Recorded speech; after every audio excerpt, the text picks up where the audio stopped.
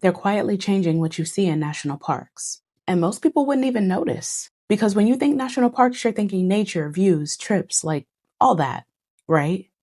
But they're also one of the biggest classrooms in this country. Over 430 sites where people learn about American history, slavery, civil rights, indigenous land, climate science, like literally everything, all of it. And that's what actually caught my attention. So my husband and I don't celebrate Thanksgiving. We just choose a national park to visit each year instead. So yeah, I pay attention to what's in those spaces.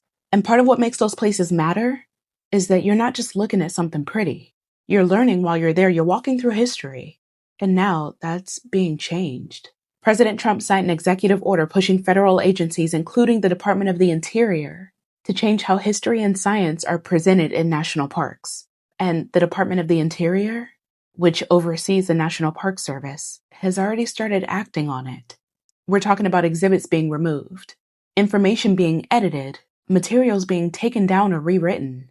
And this is happening at parks all across the country, like Death Valley. The Timbisha Shoshone tribe asked for an exhibit to be placed there to mark the return of their land after nearly 7,800 acres were transferred back to them. And it included simple statements like, "These are our homelands, and we're still here." And now that's under review because of these orders. And in Florida, the Kingsley Plantation, there's an exhibit called The Freedom Seekers of the Timucuan Preserve. It tells the stories of enslaved people, how they navigated bondage, how they escaped it, and how they survived it. That's been flagged for removal. And it's not just those, right? Sites that talk about slavery, indigenous lands, civil rights, even climate science, all being reviewed, adjusted, or pulled back. So this isn't one story. It's not one park either. It's different parts of history, all being touched at the same time. And most people walking through the park aren't fact-checking signs. They're trusting what's in front of them.